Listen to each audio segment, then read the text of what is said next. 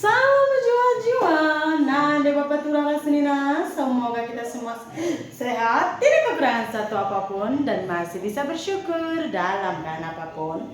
Amin. Hai, selamat malam. Apa kabar kalian semua pemirsa? Saya harap kalian semua baik-baik aja di malam hari ini ya. Hari ini kita bersih-bersih dapur sambil saya cerita. Tadi saya sama Mama Biring pergi pemirsa, jadi sekarang saya itu diam-diam buat satu tabungan pemirsa. Jadi tabungan ini itu nanti boleh diambil kalau misalkan emergency. Jadi ini masih pemula sih. Karena apa saya buat tabungan ini pemirsa? Karena kalau saya buat tabungan di rumah nggak nyampe seminggu buka, nggak nyampe seminggu buka. Pernah tahu kalian? Datang singgem ke ladang, bawanya tabungan itu. Saya bilang kenapa bawa? Tak ada lagi duit.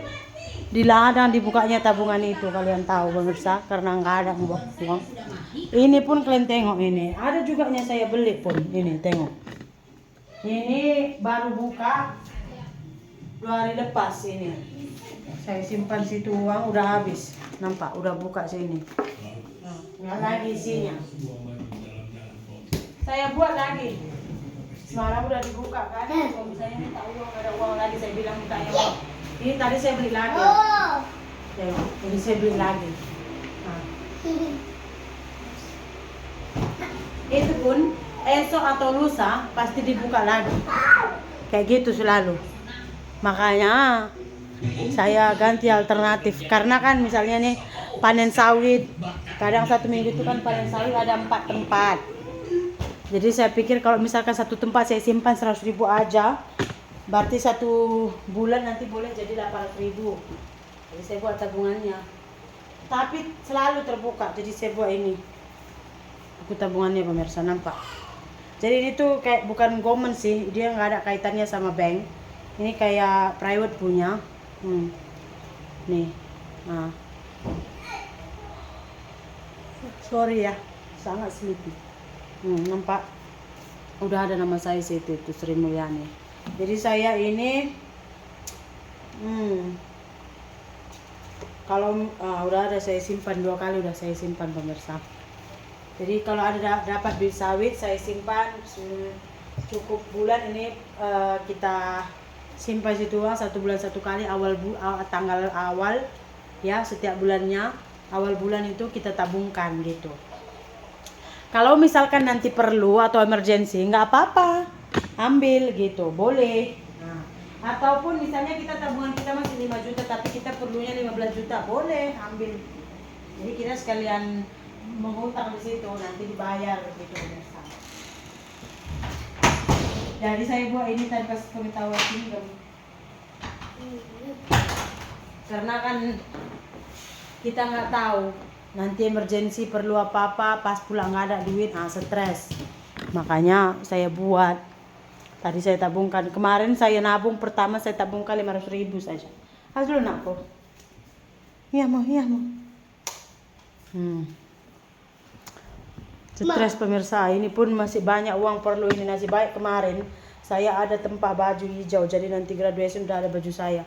Bulan 9 kita graduation. Ini pun saya rasa entah graduation nanti semua entah enggak. Jadi syarat graduationnya itu harus sudah lunas uang kuliah semuanya, nggak ada lagi tunggakan.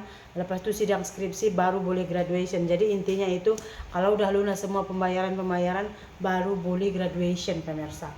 Dari situ kemarin udah selesai pembayaran, ada lagi.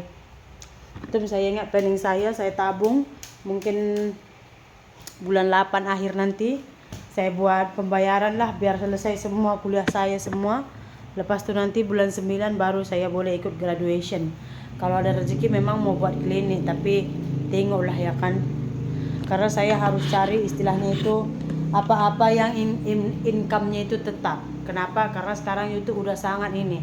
Tapi saya tengok kemarin ya konten siapa juga, dia subscribernya ada sekitar 3 juta. Jadi penontonnya itu puluhan ribu aja. Jadi katanya memang sekarang YouTube penontonnya slow, bukan 1-2 channel aja, hampir semua. Karena kalian tahu udah banyak sosial media. Kadang yang tadinya orang cuma layan YouTube, sekarang dia udah pergi ke TikTok. Nah, yang tadinya dia cuma layan YouTube, sekarang dia pergi ke Facebook karena dia pun konten gitu. Jadi memang peminatnya udah agak merosot, bukan karena channel saja yang peminatnya turun. Kalian tengok aja beberapa konten kreator yang dulunya itu view-nya selalu 500 ribuan, 700 ribuan, sekarang paling 100 ribuan, paling 30 ribuan gitu pemirsa. Jadi udah kalah saing mungkin dari TikTok. Tidak tidur Makanya saya pun coba alternatif lain. Kemarin saya semang sama sepupu saya, dia juga buat bisnis, katanya bisnisnya itu 1 tahun boleh dia dapat sampai 200 jutaan. Ayo ikut katanya. Saya pun, kita boleh bisnis juga boleh, cuman hidup saya sebenarnya nggak ada istilahnya berlomba pemirsa. Apa yang boleh saya capai, yang enggak ya udah, walaupun orang udah setinggi apapun, nggak ada teringin mau mengimbangi gitu. Jadi bagi saya kenyamanan. Sekarang juga saya beria-ria buat video karena masih ada tunggakan hutang. Kalau enggak pemirsa, saya udah relax. Kalau hanya setakat untuk makan kami aja, enggak macam sekarang saya buat video, cuman karena masih ada tunggakan. Jadi ya walaupun kayak sekarang ini kan, tadinya udah mau bawa anak tidur, cuman saya pikir satu video lagi, terus udahlah besok pagi aja, nggak apa-apa lah, kan lumayan kalau misalkan nanti 3.000 nonton juga lumayan, daripada kosong. Ya udah saya buat cerita-cerita gitu. Makanya saya mikir-mikirkan itu, walaupun kadang-kadang ada beberapa komen nampak itu yang pedas sekali, saya memilih untuk tidak memperdulikannya, karena ada banyak hal yang penting gitu pemirsa. Ya kan Dek? Ini pun kalau ada rezeki. Oh iya, masalah duit yang masuk sama Singgem itu belum masuk sih. Dari tadi pagi juga kami cek. Kemarin katanya nanti masuk time gaji. Tapi biasa, Dek. Tapi biasa memang time gaji Singgem nggak pernah 1 hari bulan, selalunya 2 hari bulan, 3 hari bulan ya. Mungkin esok atau lusa, karena saya pun perlu juga duitnya itu pemirsa. Planning saya kalau nanti misalkan dapat duitnya, saya mau simpan aja uangnya gitu. Nggak banyak rupanya pemirsa. Setelah udah selesai kemarin kita urus semua, terus Singgem berbicara sama keraninya, itu dapatnya cuma sekitar 1.300 ringgit doang gitu. Jadi nggak kayak yang kita pikir itu kayak 3 ribuan, enggak, cuma 1.000-an lebih aja. Terus yang ngurusnya itu kan kawan Singgem, dia pun bilang, Bang kalau misalkan nanti udah keluar uangnya, bagi sedikit ya, mau bagi lagi dia 100 ringgit. Jadi enggak banyak yang kita pikirkan. Cuma sekarang kan rupiah lagi turun ya, ringgit lagi naik berbanding rupiah. Jadi kalau misalkan nanti dapatnya ringgit tukar ke rupiah, mungkin dapat lebih. Itu aja sih bedanya ya kan Dek. Kalau kayak rupiah kita sekarang misalnya tuh kita mau kirim ke Malaysia dalam bentuk ringgit, mahal kali. Yang tadinya 500 ringgit itu misalnya tuh hanya 1.600.000, kalau sekarang kita mau kirim 500 ringgit ke Malaysia pakai rupiah itu udah 2.700.000-an. Mahal, 2.070.000-an.